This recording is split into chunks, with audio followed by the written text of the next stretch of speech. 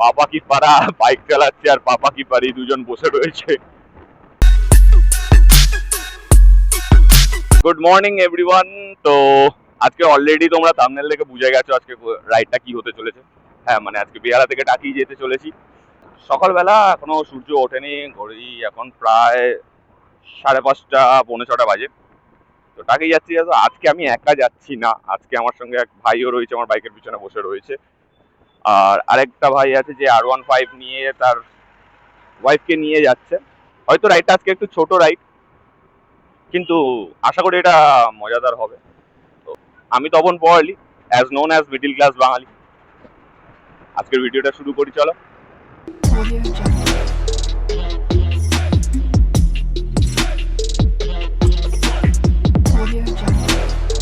তো আমি এখন আছি বেহালা তারাতলা। আমি একেবারে থাকি সাউথ কলকাতা, মানে বেহালাতে যেহেতু। তো এখন যাব আমরা পুরো নর্থ হয়ে, লাইক মা ফ্লাইওভার নেব, মা ফ্লাইওভার দিয়ে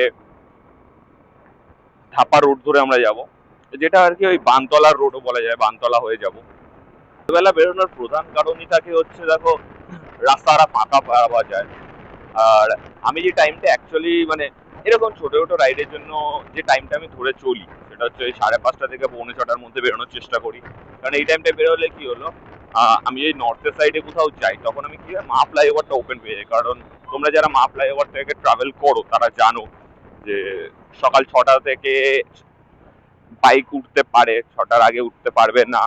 তো টোটালি সেই জায়গাটা ভেবে না, ভাবনা চিন্তা করেই আর কি বেরোনো। বেহালার রাস্তা মানেই তো গাড্ডা থাকবে না, এটা তো কোথাও হতে পারে না। বন্ধু বান্ধবদের কথা বলে নিলাম, কিন্তু সব থেকে কাছের বন্ধু হচ্ছে আমার এই SP 125। 4 বছর হয়ে গেছে এই গাড়িটা, অলরেডি 60,000 প্লাস চলেও গেছে। এখানে অনেকগুলো জায়গা ট্রাভেল করেছি, অনেকগুলো জায়গায় গেছি। হ্যাঁ, সবগুলো জায়গার ভিডিও হয়তো করতে পারিনি, তারও পিছনে কারণ ছিল হয়তো, মানে অ্যাকচুয়ালি দেখো কনফিডেন্সটা পাই না না, আস্তে আস্তে চেষ্টা করছি। হ্যাঁ, এবার প্রত্যেক উইকে যদি আমি ভিডিও করতে শুরু করি তখন হয়তো আলাদাভাবে একটা এনার্জি পাবো আর সেই কনফিডেন্সটাও পাবো। তো চেষ্টা করছি যাতে যত ভালোভাবে করা যায় আর যত তাড়াতাড়ি জিনিসগুলোকে হ্যাবিচুয়েট করে নেওয়া যায়। তো আলিপুর জু ক্রস করে পৌঁছে গেলাম PTS। এই যেহেতু ভোরবেলা বেরিয়েছি সেই জন্য ওই গাড়ির জ্যামটা কম। হ্যাঁ, এরপরে যখন আস্তে আস্তে আরো গ্রাম্য পরিবেশে ঢুকে যাব তখন হয়তো আরো গাড়ির প্রেশারটা কম হবে, বা হতেও পারে যে গাড়ির প্রেশারটা হয়তো তখন বেড়ে যাবে। কারণ যেহেতু গ্রামের সাইডে একটাই মেন রোড বা হাই রোড হয়ে থাকে, তখন সেখানে গাড়ির প্রেশারটা সব জায়গা থেকে পড়ে। তো আশা করি 6টা বেজে গেছে, এখন ফ্লাইওভারও পেয়ে যাব। বেশি ফ্লাইওভার নিয়ে নিলাম। এই সকালবেলা যেন ফ্লাইওভার উপর দিয়ে যেতে আরো বেশি মজা লাগে। আর এই 40-50 স্পিডটাই মনে হয় আমার বেটার স্পিড। খুব বেশি তাড়াহুড়ো করা কোনো জায়গায় উচিত নয়, মানে 5 মিনিট লেট হোক তুমি সুস্থভাবে পৌঁছাও, এটাই সবার কাম্য থাকবে বা সবাই চাইবে। কারণ তো সবসময় চেষ্টা করবে যে রাস্তা ঠিক আছে চালাচ্ছে, অসুবিধা নেই, যেগুলো গাড়ি ঘোড়া ভর্তি যেসব জায়গায়, তো যতটা পারবে নিজের আয়ত্তের মধ্যে রেখেই চালাবে। আর অবশ্যই এদের মতো কেউ বোকামোটা করবে না, নিজেরা হেলমেটটা ইউজ করবেই। কারণ এরকম অনেক মানুষ পেয়ে যাবে তুমি সকাল সকাল বা যে কোনো সময় যারা হেলমেট ছাড়াই ট্রাভেল করছে বা বাইক চালাচ্ছে, স্কুটি চালাচ্ছে। নিজেদের সেফ থাকাটাই আসল জরুরি। তো অবশ্যই সবসময় তোমরা হেলমেটটা ইউজ করবে, নিজের সেফটিটা নিজের হাতে। তো চেষ্টা করবে সবসময় সেফ থাকার। এতক্ষণ ছিলাম AJC ফ্লাইওভারে, এই ফ্লাইওভারটাই আবার সামনে নেমে যাচ্ছে হচ্ছে পাকসাগর 7 পয়েন্টের দিকে। এই ডান দিকটা নেমে যাচ্ছে পাকসাগর 7 পয়েন্টের দিকে, আর বাঁ দিকটা থেকে মা ফ্লাইওভার কানেক্ট হচ্ছে। অবশ্য তোমরা যারা কলকাতায় থাকো তারা সবাই চেনো জায়গাটা। AJC বোস থেকে এবার আমরা মা ফ্লাইওভারে চলে এলাম। প্ল্যান করেছিলাম অনেক দিন ধরে যে টাকি যাব টাকি যাব টাকি যাব, কিন্তু সত্যি কথা বলতে গেলে সময় হয়ে ওঠেনি। তোমরা যারা মা ফ্লাইওভার দিয়ে যাতায়াত করো আর যারা এখনো নতুন মানে জাস্ট রাইড করতে বেরোচ্ছ, বাইক নিয়ে বেরোচ্ছ, তো এটা সোজা চলে গেলে চলে যাচ্ছে হচ্ছে সল্টলেক সেক্টর 5-এর দিকটা। আর এই বাঁদিক দিয়ে যে ফ্লাইওভারটা বেরিয়ে গেছে সেটা চলে যাচ্ছে রুবির সাইডটা যাওয়ার জন্য। সামনেই দেখতে পাচ্ছ মানে আমাদের কলকাতার আরেকটা ঐতিহ্য, আমাদের অ্যাটমসফিয়ার থেকে নেমেই সামনে আরেকটা ছোট্ট ফ্লাইওভার রয়েছে, যেটা চলে যাচ্ছে হচ্ছে সোজা। এটাই ফ্লাইওভারটা নিয়ে নিলে সোজা যাচ্ছে হচ্ছে রুবির দিকটা, কিন্তু আমরা ওইদিকে যাবো না, আমরা যাবো লেফটে, যেহেতু আমরা টাকি যাবো। তো এটা চলে যাচ্ছে হচ্ছে তোমার তলার দিকে। চেষ্টা করবো পুরোটা কভার করার, মানে আগে কোনোদিন করিনি যেহেতু তাই চেষ্টা তো করতেই হবে। তারপর ভুল ত্রুটি হলে তোমরা তো বলেই দেবে। আর অবশ্যই যারা এখনো মানে আমার চ্যানেলটাকে সাবস্ক্রাইব করোনি তারা সাবস্ক্রাইব করে নাও। আর ভিডিওটা ভালো লাগলে আগে পুরোটা দেখো, ভিডিওটা ভালো লাগলে তবেই লাইক করো, বন্ধুদেরকে একটু শেয়ার করো। আর তোমার কোন জিনিসটা ভালো লাগছে, কোন জিনিসটা খারাপ, বা কোন জিনিসটা ঠিক শুধরে নেওয়া উচিত সেই বিষয়ে একটুখানি জানিও, কমেন্ট করো। খুব একটা বড় রাইড নয় এটা, আমার মানে লোকেশন থেকে অ্যাপ্রক্স 80 কিলোমিটার 85 কিলোমিটার মতো ডিস্টেন্স পড়ে, যেটা হয়তো কোলাঘাট যেতে গেলেও পরে 75-70। মানে অলরেডি 20 কিলোমিটার মতো আমরা চলেই এসছি, আর খুব বেশি নয়, হয়তো খুব বেশি সময় লাগবেও না।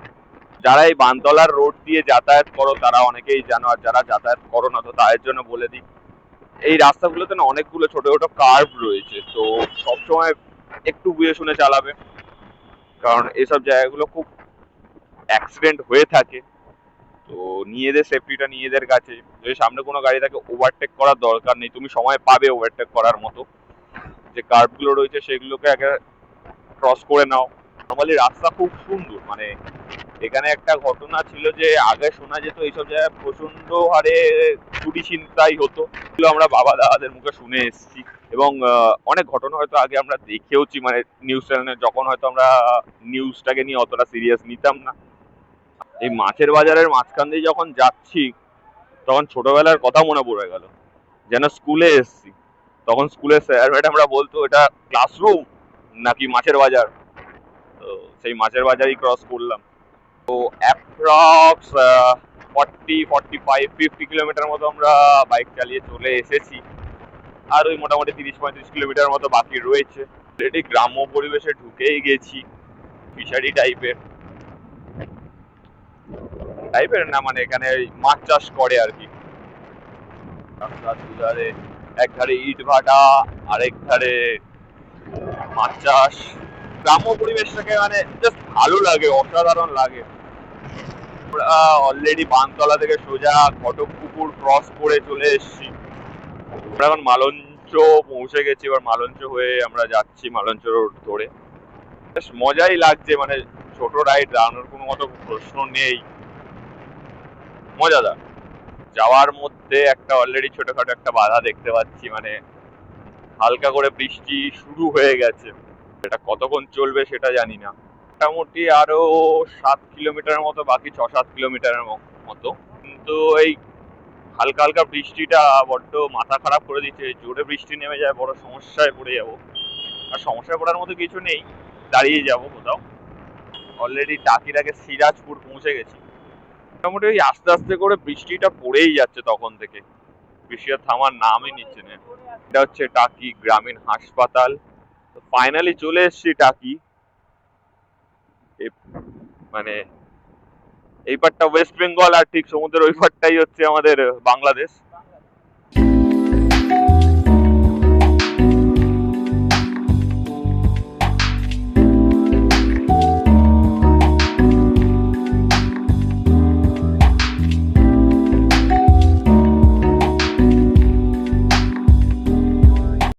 অলরেডি টাকি পৌঁছে গেছি, আর পৌঁছতেই ব্যাপারটা হচ্ছে যে হালকা হালকা বৃষ্টিটা হচ্ছিল সেটা ভারী বৃষ্টি হয়ে গেছে, জোরে বৃষ্টি হচ্ছে। আরেক ভাই সবই কথা আমার সাথে এলো, এই যে ভালো বৃষ্টি নেমেছে এবার।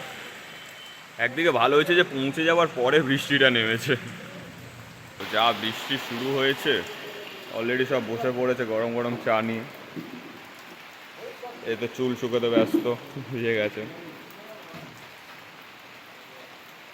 জয়, তুমি কিছু বলবে না কেন? ভারী অন্যায় হয়েছে, এই বৃষ্টিতে বেরিয়ে ভারী অন্যায় হয়েছে নাকি? আমি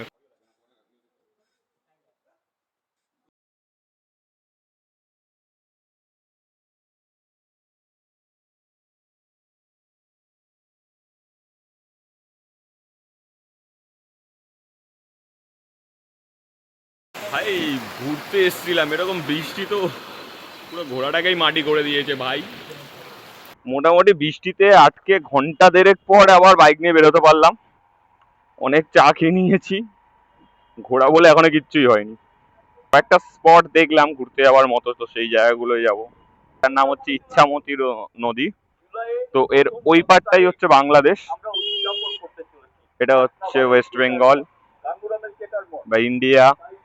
রাস্তা পুরো ইচ্ছামতি নদীর পাশ থেকে সুন্দর রাস্তা, মানে সুন্দর মানে অসাধারণ নয়, মানে বলার মানেটা হচ্ছে এটাই যে রাস্তা মানে পরিবেশটা ভালো কিন্তু রাস্তার অবস্থাটা ভালো না। রাস্তায় গাড্ডা ভর্তি, অসাধারণ রাস্তা, পরিবেশটা ভালো কিন্তু রাস্তার অবস্থাটা ভালো না। এইখানে একটা স্পটে এসছি, তো এখন যে জায়গাটা আছি মোটামুটি এটা শুটিং স্পট বলে, মানে ম্যাপে লোককে ময়নাগর শুটিং স্পট বলে। এখানে আছে কি সোদপুর স্কুল। যাই হোক, তো ম্যাক্সিমামই অ্যাকচুয়ালি টাকির দিকটা এলে ম্যাক্সিমামই তোমরা দেখতে পাবে হচ্ছে পুরো বাড়ি এসবই, কারণ এগুলো আগেকার রাজামলের বাড়ি সব ম্যাক্সিমামটাই।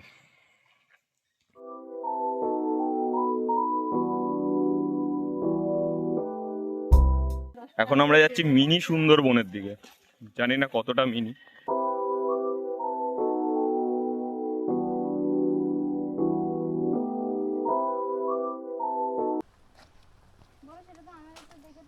তো আমরা এখন ঢুকছি মিনি সুন্দরবনের ভিতরে।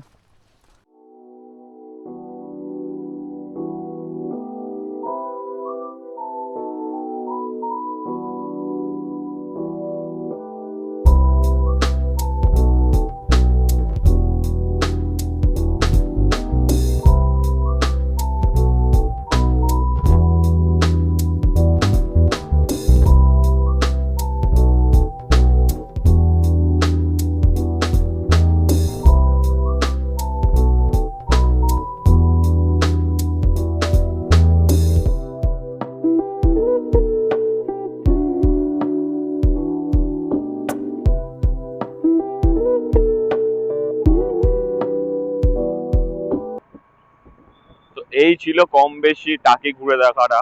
টাকি অ্যাকচুয়ালি ব্যাপারটা হচ্ছে টাকি জায়গাটাই পুরো গ্রাম্য সাইড, আর এখানে ম্যাক্সিমামটা ওই রাজবাড়ি টাইপের নয় সুন্দরবন টাইপের, মানে ম্যানগ্রোভ এলাকা রয়েছে। ম্যাক্সিমাম জায়গাটাতেই রাজবাড়ি নিয়ে ভর্তি, কারণ এখানে রাজাদেরই বসবাস ছিল।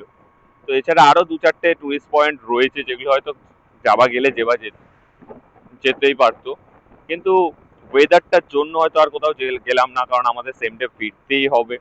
তোমাদের কেমন লাগলো ভিডিওটা কমেন্ট করে জানিও। তোমরা কোথায় ঘুরতে যেতে তোমাদের ইচ্ছা রয়েছে সেটাও তোমরা কমেন্ট করে জানিও। আর যারা রিসেন্ট কোথাও যাচ্ছ রাইডে তারাও জানিও যে কোথায় যাচ্ছ বা গেছিলে।